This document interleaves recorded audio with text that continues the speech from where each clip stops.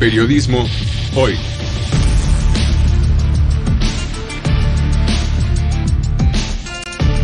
Avatares, riesgos y transformaciones del oficio de informar.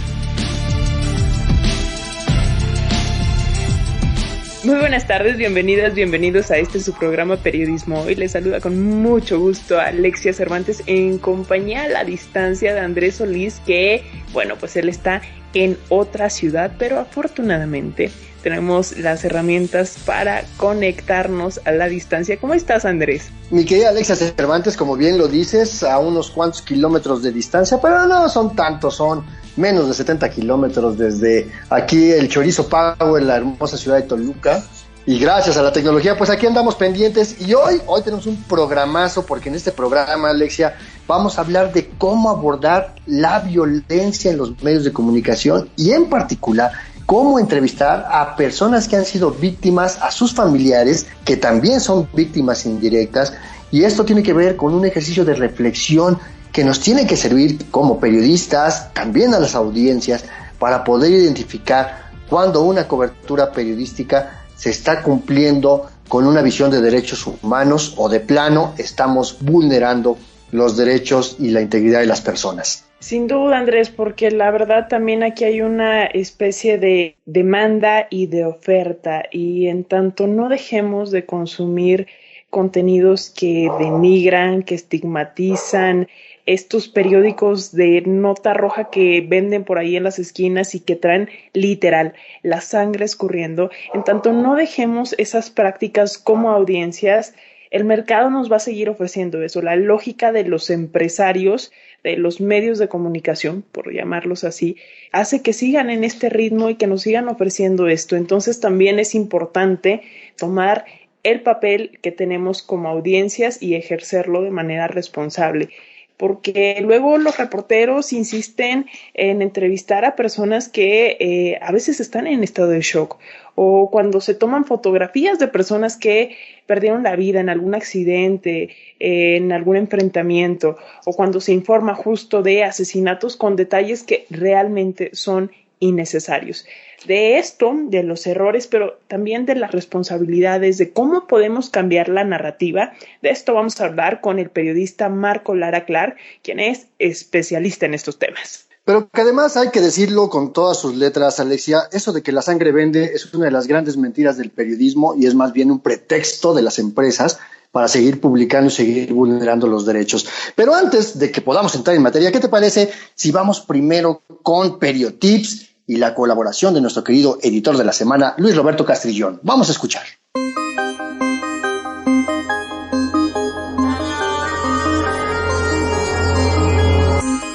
Periotips.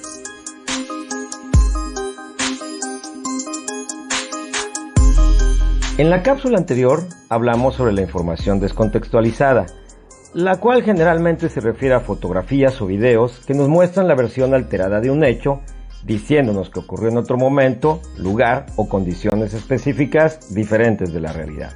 Este tipo de situaciones se presentan cada vez más a partir del veloz desarrollo que la tecnología para edición de fotografías y video ha tenido en los últimos 10 años, y que de la misma forma en la que puede maravillarnos, desgraciadamente incluye un componente que debemos prevenir.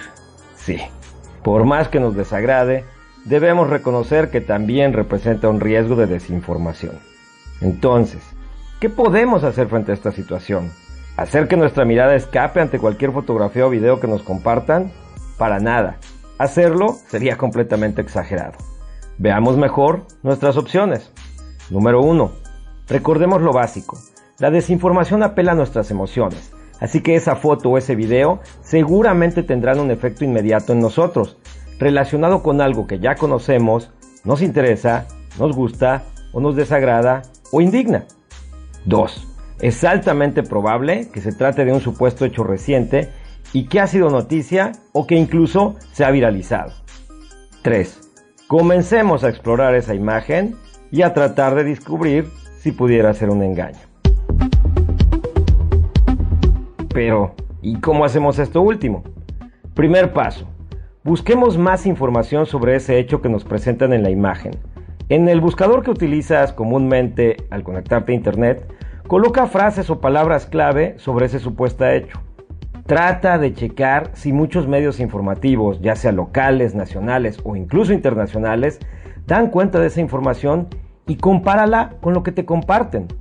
Segundo paso, trata de identificar algunos rasgos en la imagen. Por ejemplo, si te dicen que el hecho ocurrió en una determinada hora, no está de más, con información de cualquiera de estos buscadores, indagar las condiciones de luz natural de ese lugar en el que te dicen que ocurrieron los hechos en el momento que aseguran que pasó.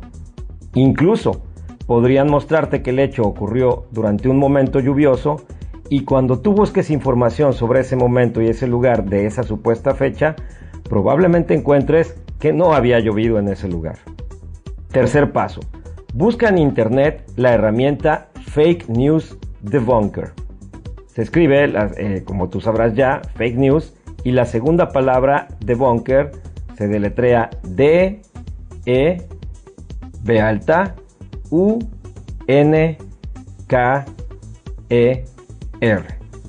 Fake News Debunker. Y descárgala para que se instale en tu buscador. Debo decirte que no tiene ningún costo. Una vez hecho eso, coloca el cursor sobre la imagen que te compartieron y dale clic derecho. Verás cómo se despliega un menú con varias opciones para buscar esa imagen y encontrar otras similares.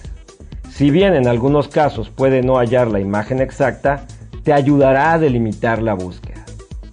Y ya si esto te da realmente muchos problemas, siempre puedes pedir ayuda de quienes nos dedicamos formalmente a la verificación de contenidos en la red. Dirígete a sitios como verificado.com.mx o envíame un mensaje a mi perfil de Facebook. Me encontrarás como Luis R. Castrillón y con el hashtag El Editor de la Semana. Yo soy Luis R. Castrillón para Periotips.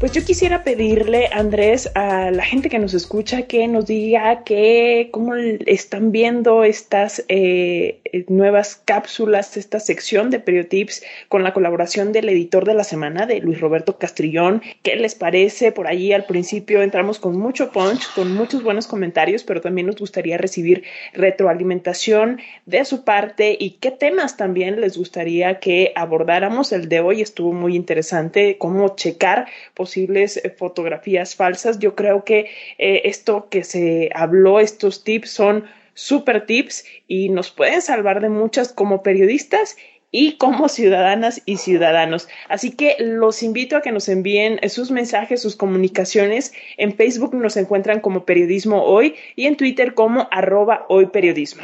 Mientras tanto, y además de recordarles que tenemos nuestro podcast disponible en la página de Radio Educación, www.elmedioradio.edu.mx, y que pueden descargar en sus teléfonos inteligentes. ¿Qué te parece, Alexia Cervantes, si vamos a leer los comentarios que tenemos aquí pendientes? Nos escribe Jorge Alberto Arteaga García, dice: saludos cordiales desde Jalapa, Veracruz.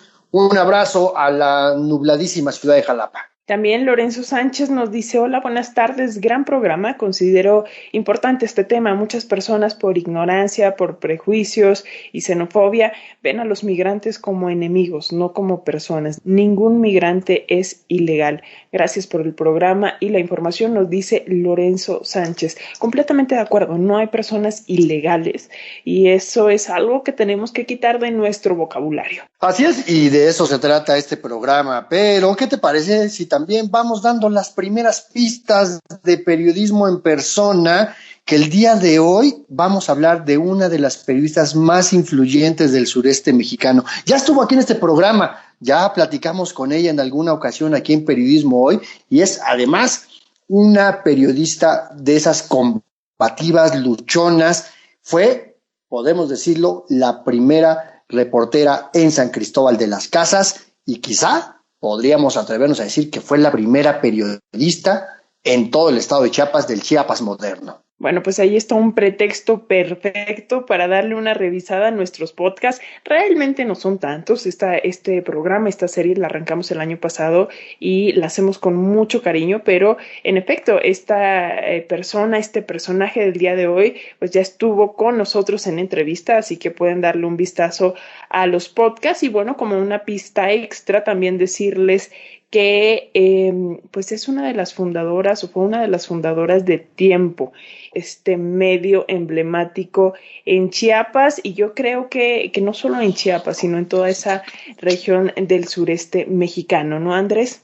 Así es una persona además a la que yo le tengo un cariño muy especial, una admiración monumental, pero si ya saben de quién se trata, estamos esperando, por supuesto, sus comunicaciones. Y mientras tanto, ¿qué les parece si vamos a escuchar esta primera parte de nuestra entrevista sobre cómo abordar el tema de las víctimas? Porque a veces el periodismo se nos olvida que hablamos con las personas en el peor día de su vida. Vamos a escuchar.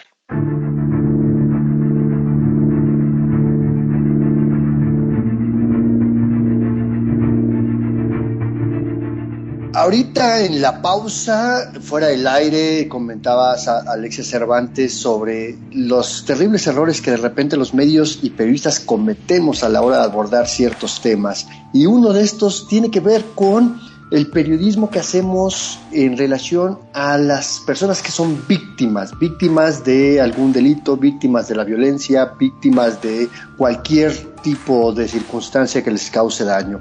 Y hoy vamos a platicar sobre este tema con uno de los periodistas que más se ha ido especializando en temas de derechos humanos. Estamos hablando del colega periodista Marco Lara Clar, quien ya estuvo aquí en este programa Periodismo Hoy hace algunos meses, y vamos a platicar sobre esta manera de qué es lo que tenemos que hacer como periodistas a la hora de abordar y entrevistar a las víctimas y querer contar sus historias y las de sus familias. Y esto implica reconocernos en prácticas muy poco amables como periodistas, a veces abusivas, a veces que vulneran derechos, y esto pues tenemos que ser agentes del cambio y tenemos que aprender a romper estos discursos que terminan estigmatizando, violentando, revictimizando, discriminando. Mi querido y admirado Marco Lara Clar, gracias por estar en este espacio de Periodismo Hoy en Radio Educación, que sigue y seguirá siendo tu casa. Bienvenido.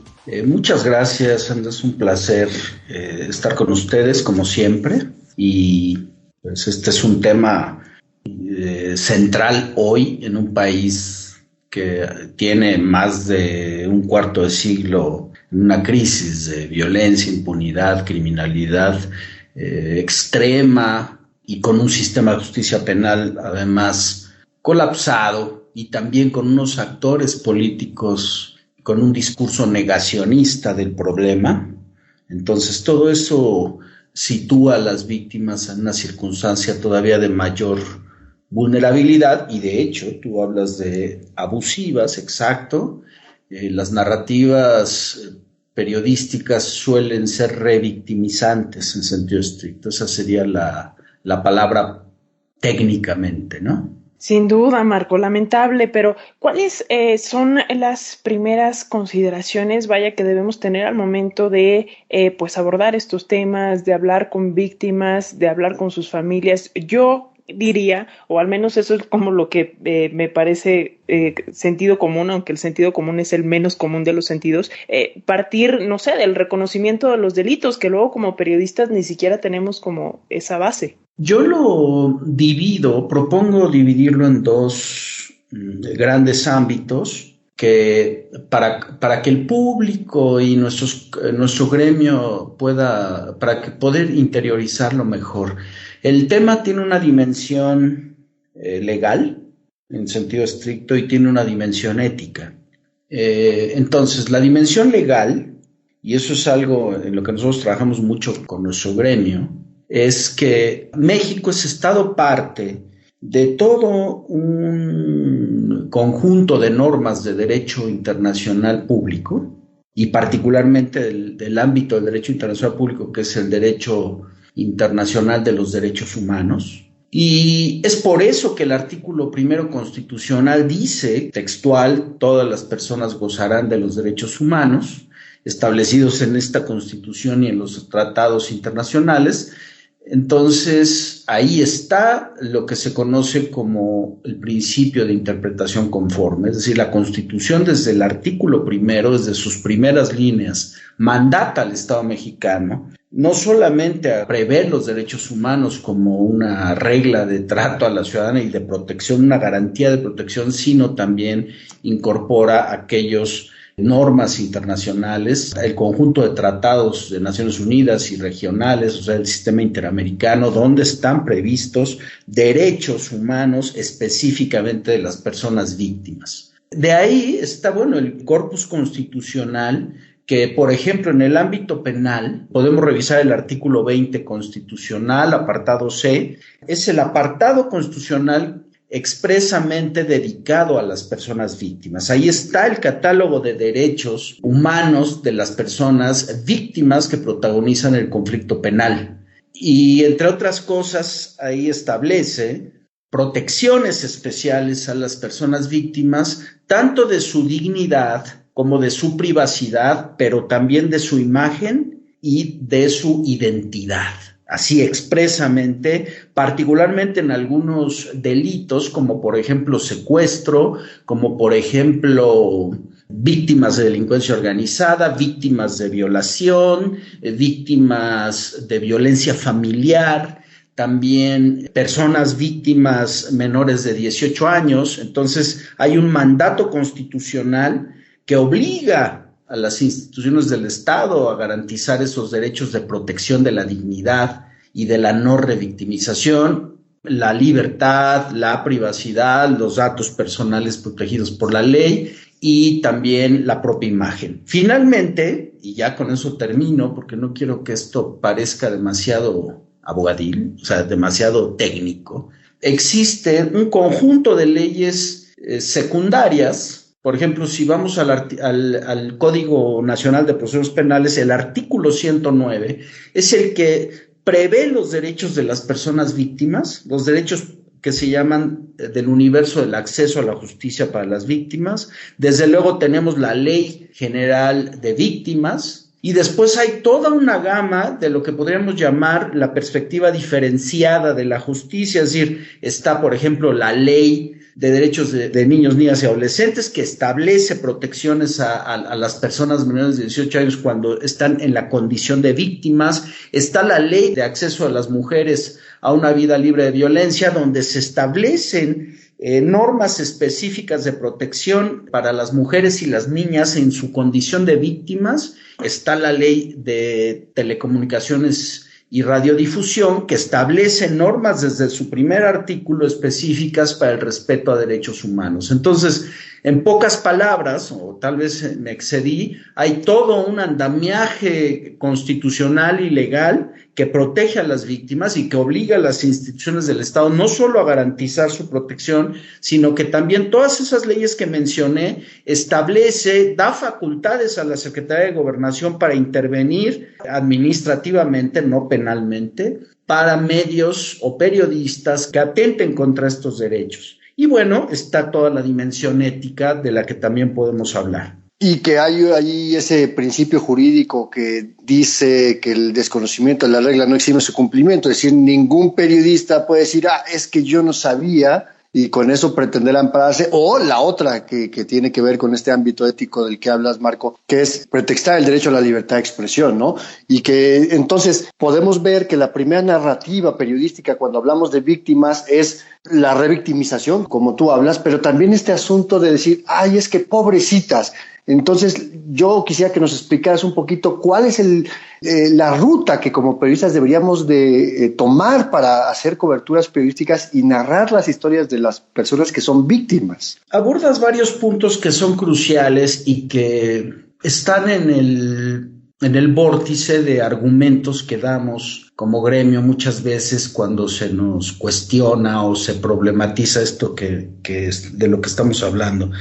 Primero, es habitual escuchar en el gremio, en talleres, en espacios de debate, que los y las periodistas no somos abogados, no tenemos por qué especializarnos en leyes. Ahí lo que yo he pensado, resumiéndolo, es que García Márquez se equivocó. El periodismo ni es un oficio ni es el mejor del mundo, desde luego, sobre todo en un país donde tenemos más de 300 periodistas de 2000 a la fecha que han perdido la vida en el ejercicio de su profesión, decenas de periodistas en exilio, incluido el caso de Lidia Cacho, víctimas de tortura. Si revisáramos la situación de los periodistas y cómo han sido atacados, hay periodistas envenenados, quemados, atacados en su casa, masacrados con su familia, periodistas violadas y exhibidas mediáticamente. Entonces, no es el mejor oficio del mundo porque no es un oficio, es decir, hoy el periodismo exige mucho más que actividades rutinarias que podría tener un oficio, como un señor taquero, una buena salsa, cilantro, ¿no? Las tortillas adecuadamente calentadas, una serie de rutinas. En el caso del periodismo, por la complejidad de la vida social y al vivir en un país vibrante y megadiverso humanamente, el periodismo se ha vuelto primero, una actividad multidisciplinaria. Segundo, una actividad que exige altísimos estándares humanísticos, pero en el sentido de los derechos humanos.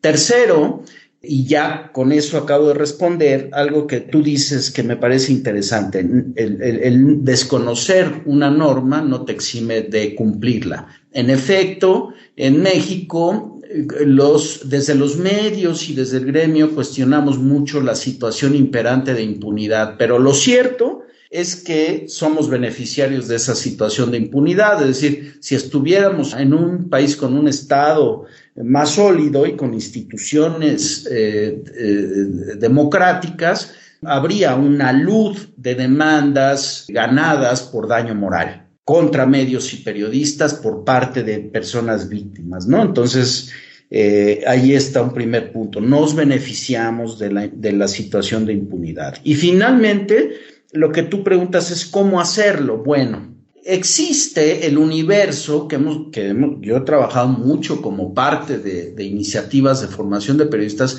Más allá de talleres y saber, conocer la norma y la ética profesional, existe algo que se llama ingeniería de procesos.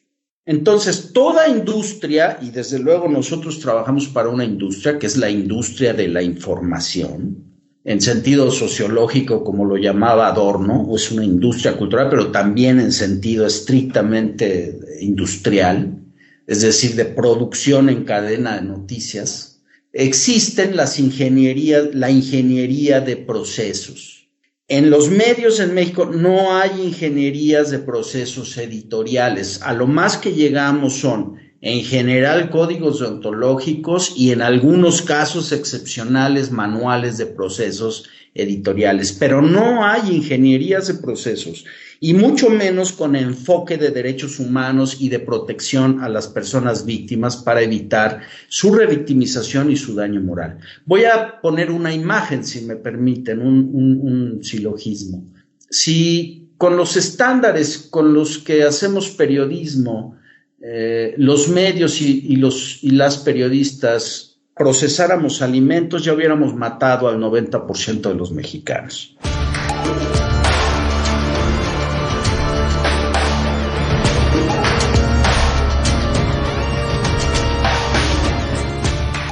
Como siempre, hacemos una muy breve pausa solamente para recordarles que estamos en las redes sociodigitales esperando sus mensajes. En Facebook nos pueden encontrar como Periodismo Hoy, en Twitter somos @hoyperiodismo. Así es, Andrés, y bueno, pues allí recibimos todos sus comentarios, todas sus sugerencias en torno al programa del día de hoy, también de los otros programas, ¿por qué no? De los podcasts que están ahí en nuestro micrositio en la página www.e-medioradio.edu.mx. Igualmente estamos en el WhatsApp en el 55 12 33 29 15. De momento no podemos responder a sus mensajes, no podemos hacerlo de manera inmediata. Es importante decir que estos mensajes nos los hacen llegar hasta después al equipo de producción, pero tengan por seguro que por acá también los vamos a recibir y los vamos a leer y los vamos a compartir con muchísimo gusto.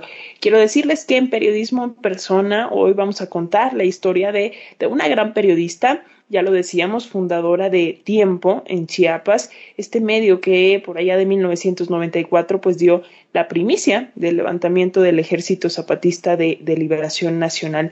Y dice nuestra periodista, Andrés sabe mejor la historia porque además la conoce frente a frente, que pues a raíz de esto incluso recibió ataques porque la consideraron zapatista, aunque pues ella meramente realizó este ejercicio de informar como es debido.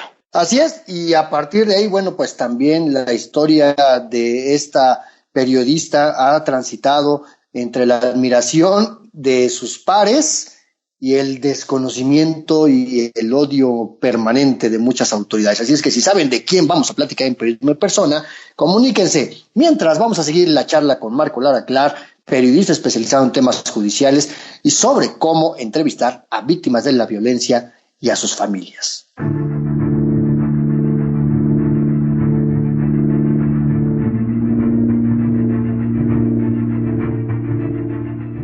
Estamos platicando con el periodista Marco Lara Clar. Él es empresario, además es empresario social, académico, activista, con más de 4 décadas, es periodista especializado en derechos humanos, y estamos hablando de cómo abordar el tema de violaciones a derechos humanos, cómo entrevistar a víctimas de violencia y a sus familiares. Y Marco, me gustaría que nos dieras luz o nos platicaras sobre qué tanta empatía o qué tantos lazos debo generar como periodista con las víctimas o con sus familiares, porque luego siento que sobreponemos lo emotivo, pero híjole, tal vez hasta desde un punto de vista como mercenario, porque sabemos que eso vende. Esa pregunta me gusta. Voy a hablar, asumiendo ya que hablamos de la ausencia de ingenierías de procesos, podríamos decir, Alexia, que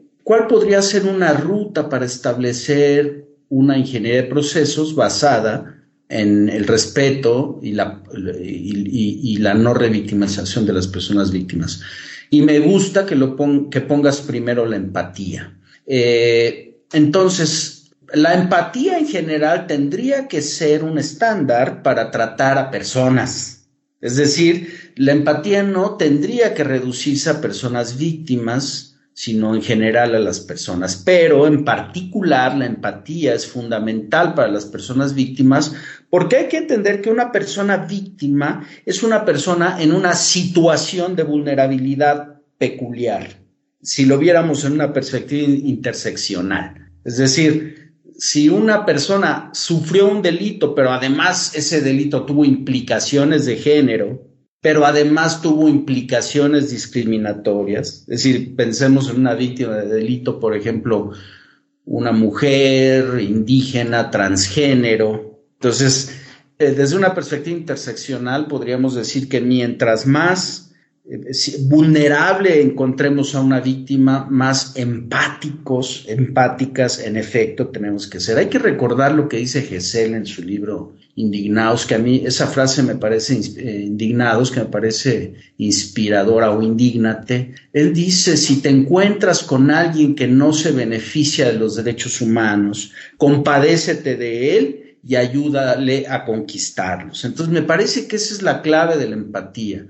Ahora, lo segundo es, y también esto tiene que ver con lo que preguntaba Andrés, el consentimiento previo, libre e informado que establece la ley. Es decir, nosotros al abordar a una persona víctima, entendiendo víctima en la acepción de la Ley General de Víctimas, es decir, víctima directa o indirecta, es decir, víctima directa la que sufre el delito en carne propia, víctima indirecta su familia, su entorno íntimo, sus amigos cercanos. Entonces, en esa acepción de la Ley General de Víctimas, diríamos que las personas víctimas tienen, al acercarnos a ellas, que saber por qué nos estamos acercando a ellas, cuál es expresamente el objetivo, darnos su consentimiento y nosotros exponer, solicitar su autorización, por ejemplo, si queremos tomar su imagen. Esto incluye, vean qué interesante,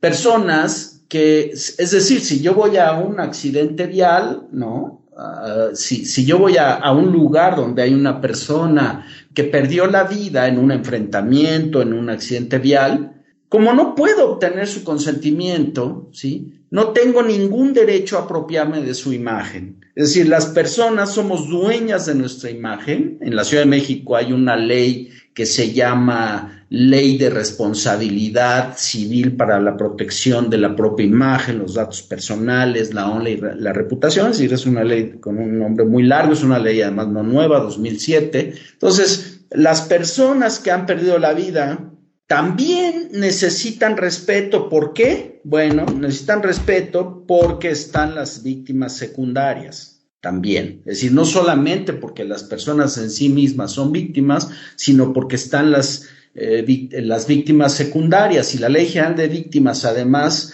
habla del derecho de las víctimas a la memoria que se guarde de ellas. Entonces, repito, primero empatía en efecto, más vulnerabilidad, más empatía.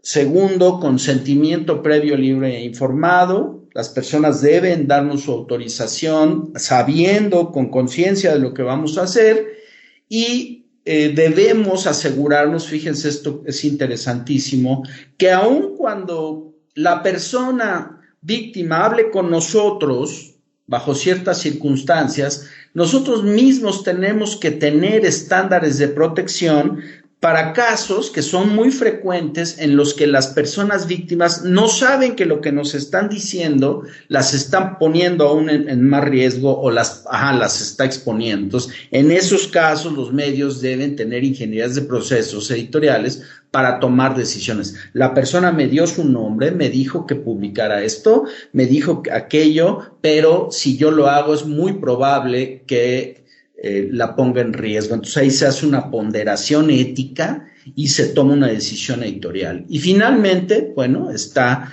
todo el universo de la intimidad.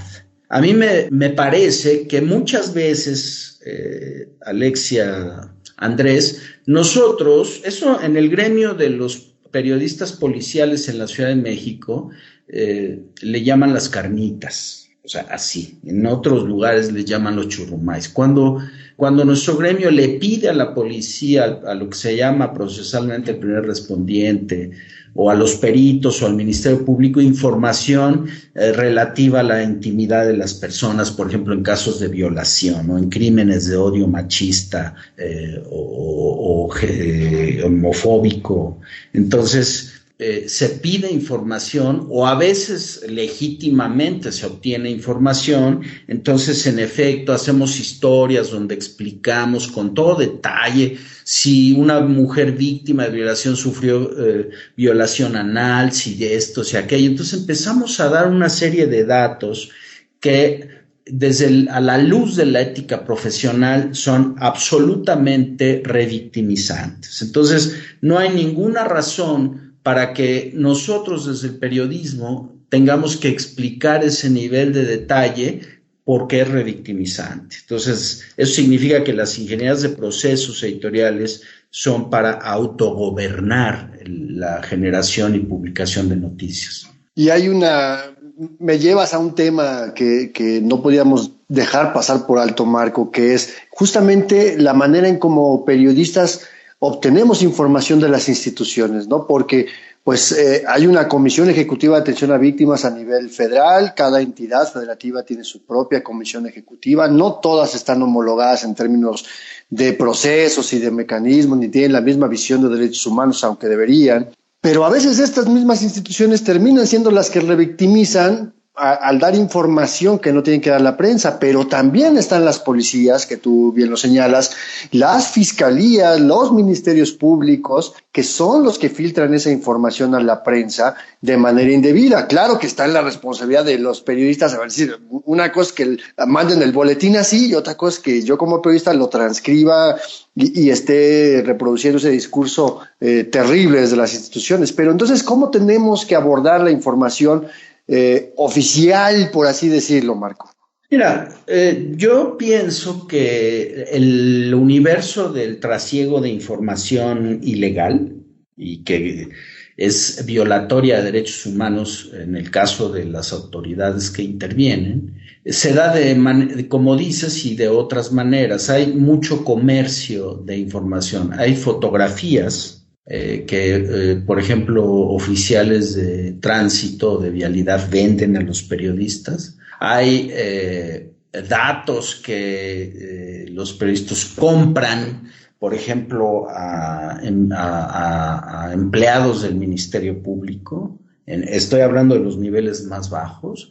Hay videos y documentos que los periodistas y los medios compran al C5, es decir, a los centros de monitoreo, estos, el C4, el C5, el C6. También venden información socorristas. También algo que está pasando, sobre todo en la frontera. Ahora estamos haciendo un proyecto de formación de periodistas en la frontera norte, y particularmente en Tijuana y Saltillo, a cargo de Documenta, de la organización Documenta, para formar a periodistas sobre prevención de tortura. Y hemos identificado una práctica que aquí la vemos menos, que hoy quienes ganan el mercado de la información noticiosa en el día a día, en el minuto a minuto, son conductores de Uber, son vendedores de alimentos, como tamales, son vendedores de gas y vendedores de pan. Esas personas traen equipos ya muy potentes, cámaras, varias cámaras para transmisión en directo. Esas personas reciben información, traen los escáneres como aquí, es decir, aquí es común la práctica de comprar. La policía vende escáneres, radios de banda, para que los periodistas de policía podamos seguir las comunicaciones por radio de las policías, de la Cruz Roja, del ERUM. Aquí, allá es igual. Entonces, ese es un problema. Y otro problema es que también intervienen actores de delincuencia organizada. Por ejemplo, en Monterrey lo he visto bastante, en Nuevo León. Allá hay el caso de 2 compañeros que sufrieron desaparición forzada, 2 reporteros de TV Azteca, y hay todo este trasiego de información a partir de relaciones de corrupción en nuestro gremio con las instituciones de seguridad y justicia. Entonces, ese es otro problema. Y finalmente está el problema también del uso político, de la politización de la justicia. Es decir, figuras como Mancera, por ejemplo, fueron muy características durante sus años como entonces Procurador General de Justicia de la Ciudad de México, por vender información, por hacer presentaciones de personas víctimas e imputadas, o sea, imputadas pero también víctimas. Nosotros llevamos ese caso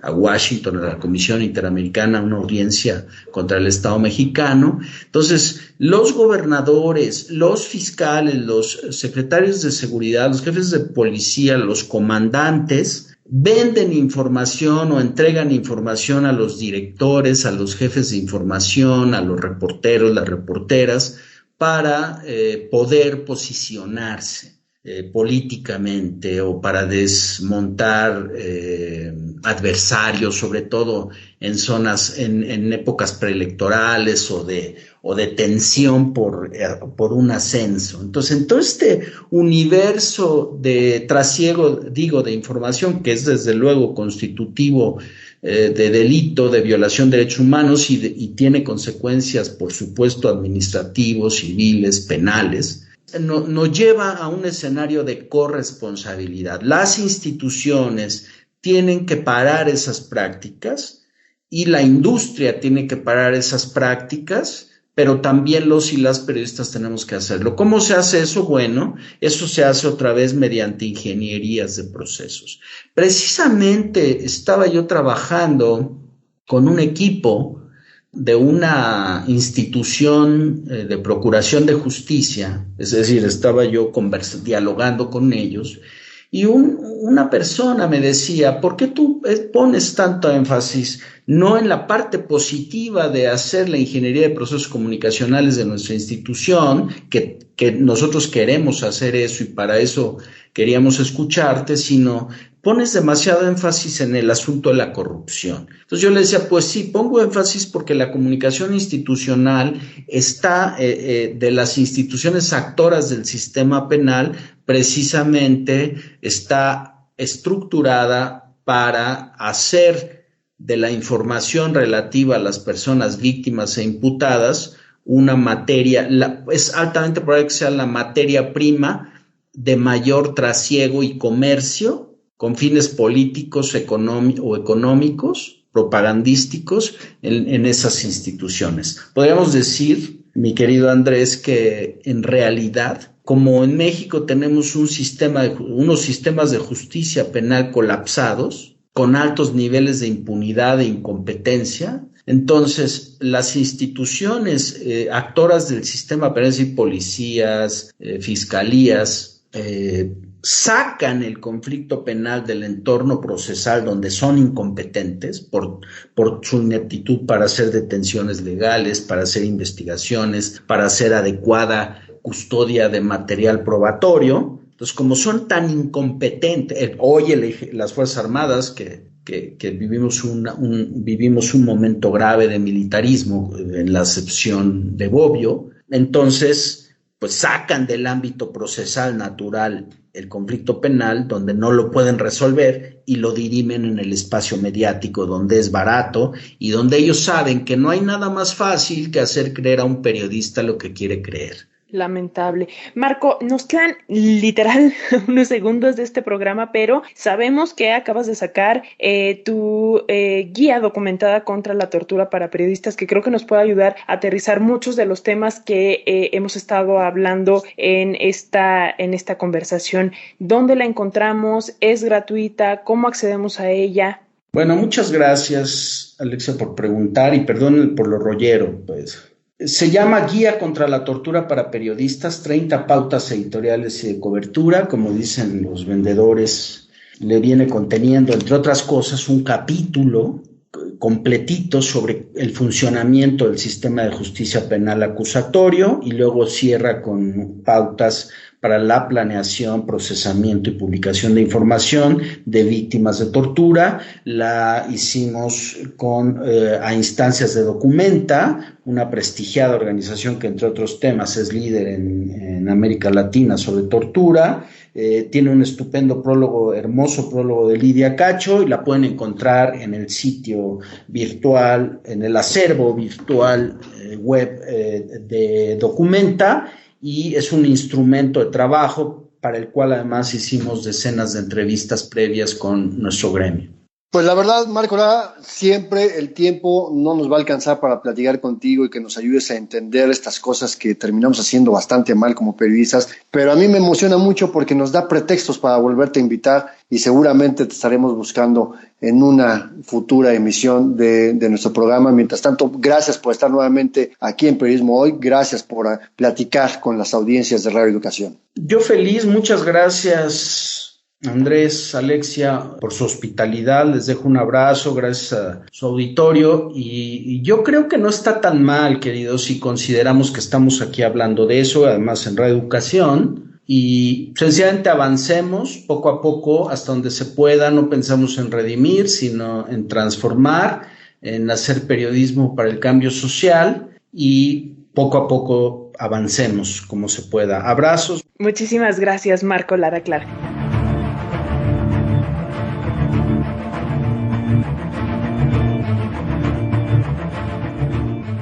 ¿Qué les pareció esta charla con Marco Lara? La verdad es que está maravillosa y de repente Marco nos decía, perdónenme lo chorero, pero no, la verdad es que lo explica de una manera tan clara que a veces sí puede ser una respuesta larga, pero no tiene desperdicio nada de lo que nos platicó. Y por cierto, les queremos decir algo importantísimo, porque de esta guía de periodismo sobre temas de tortura que nos platicaba Marco Lara, pues tenemos algunos ejemplares para regalar. Y esto, pues sí, nos llena de muchísima alegría. Así es que, mientras tanto, si quieren volver a escuchar la plática, si algo no les quedó muy claro, aquí está el podcast disponible a partir de mañana en el micrositio de Periodismo Hoy en www.e-medioradio.edu.mx, y también se pueden suscribir para que se descargue automáticamente en sus dispositivos móviles de la marca de la manzanita. Así es, Andrés, y respecto a estos ejemplares de la guía para informar de tortura, de esta guía para periodistas que nos va a hacer llegar Marco Lara en formato físico, no formato digital. Ese es un buen punto. De esto les vamos a seguir informando en las próximas emisiones de cómo pueden obtener uno de estos libros, así que no se despeguen de su radio, no se despeguen del programa en las próximas emisiones, porque de verdad es un ejemplar que vale la pena tener allí en el arsenal de periodismo. Sin duda, son de esos materiales que tienen que estar obligadamente en la biblioteca personal de cada periodista. Si no alcanzamos tú y yo, bueno, ni modo. El chiste es que los podamos tener para regalar, que para eso son. Así es que estén muy pendientes de nuestras transmisiones, de nuestros programas, para que podamos conocer la mecánica de cómo se van a distribuir estos ejemplares que Marco Lara tuvo a bien comprometerse a regalarnos. Pues ahí está, ahí como el tiempo corre y ya estamos encaminados al final de este programa, quiero decirles que ahora vamos a nuestra sección especial, esta sección de honor para todos aquellos periodistas de los que hablamos aquí. Es una sección que prepara Andrés Solís y que está dedicada hoy a una periodista, híjole, yo creo que la palabra para describirla es aguerrida. Es actual directora, es fundadora de La Foja Coleta, allá en Chiapas. Escuchen bien, ¿de quién se trata?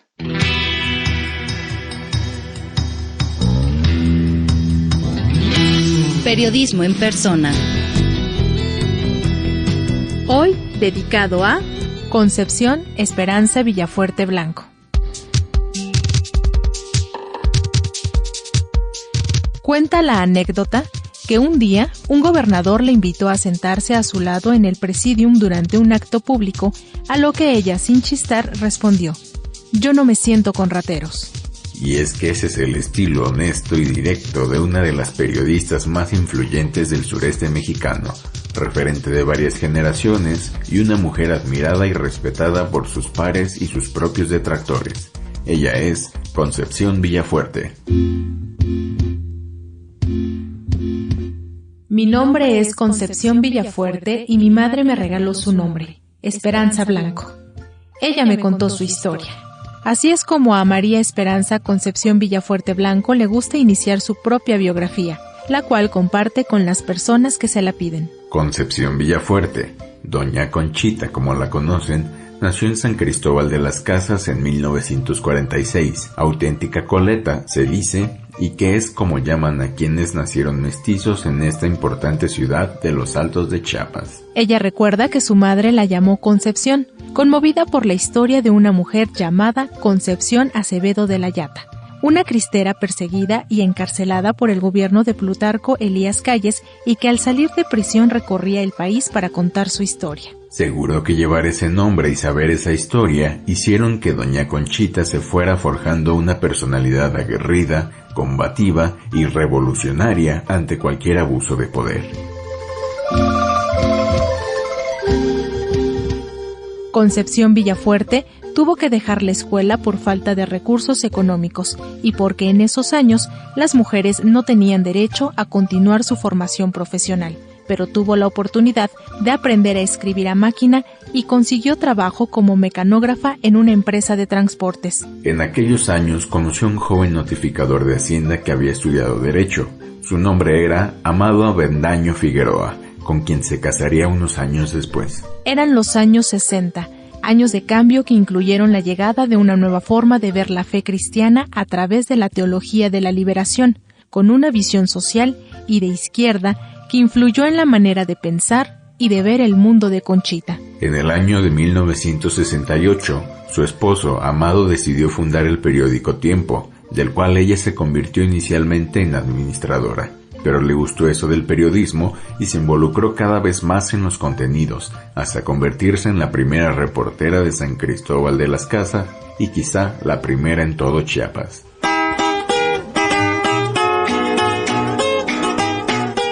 En 1994, Tiempo se convirtió en el medio más importante del mundo al haber dado la primicia del levantamiento del Ejército Zapatista de Liberación Nacional, el EZLN. En ese entonces, el periódico ya era conocido por sus publicaciones a favor de los derechos humanos y de los pueblos indígenas. De hecho, antes del alzamiento zapatista, Tiempo, Amado Avendaño y la propia Conchita habían recibido amenazas y un día su casa, que era la redacción del periódico, fue objeto de un ataque a balazos. Por diversas circunstancias políticas y económicas, el periódico Tiempo cerró, pero no la intención de Villafuerte Blanco de seguir haciendo periodismo, y en el año de 2006 decidió imprimir La Foja Coleta, un pequeño diario de 8 páginas impresas en tamaño carta con el mismo sentido de hacer periodismo crítico y a favor de los derechos de las personas. 15 años después, La Foja Coleta sigue impulsando el buen periodismo y se convirtió en un noticiario diario que se transmite vía streaming por diferentes plataformas de internet, con Conchita Villafuerte puntual al micrófono. Concepción Villafuerte Blanco es la veterana, la valiente e irreverente que incluso tuvo que enfrentar la discriminación y misoginia de los propios periodistas chapanecos. Hoy las nuevas generaciones la ven como una inspiración y ejemplo a seguir.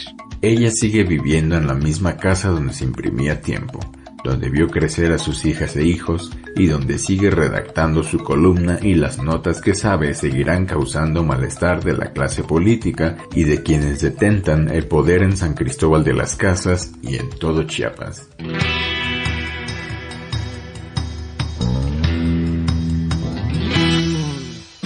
Como siempre, el tiempo se ha agotado, se acaba esta emisión, pero antes, por supuesto que queremos agradecerles que nos hayan acompañado a través de estos minutos aquí en todas las frecuencias de Radio Educación, y recuerden que pues vamos a continuar la siguiente semana, mi querida Alexia Cervantes. Así es, Andrés, y qué bueno que lo pones así, porque yo quisiera hacer una invitación a nuestras audiencias para que también nos escriban, nos manden mensajitos respecto a los temas que les gustaría escuchar aquí en este espacio. Yo, por ejemplo, traigo un poco la euforia de los Juegos Olímpicos, y si bien ya hemos hablado del periodismo deportivo, creo que tal vez valdría la pena retomarlo, no sé, desde una perspectiva feminista, tal vez, de cómo se habla de las mujeres que están en el mundo deportivo.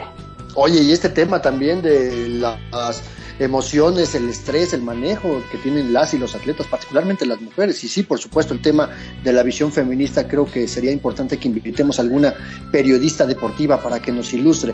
Pero mientras tanto, recuerden que tenemos una cita el próximo martes, pasadita a las 13 horas, y vamos a continuar la conversación a partir de este momento en nuestras redes sociodigitales, en Facebook, Periodismo Hoy, y en Twitter somos @hoyperiodismo. Como siempre, Andrés Solís, un gusto y hasta la próxima. Alexia Cervantes, el placer siempre es mío. Nos escuchamos el próximo martes.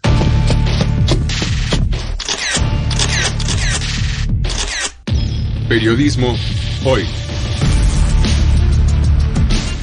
Periodismo es publicar lo que alguien no quiere que se sepa.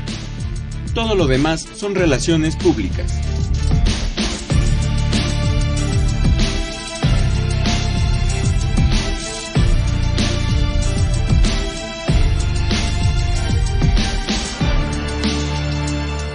Trabajamos para usted en el servicio social Samantha Bautista y William Sandoval, en la edición digital Alejandro Ramírez, la musicalización de Oscar Solís, Edith Rojas en la asistencia de producción, en la conducción Alexia Cervantes y Andrés Solís, en una producción a cargo de Graciela Ramírez para Radio Educación.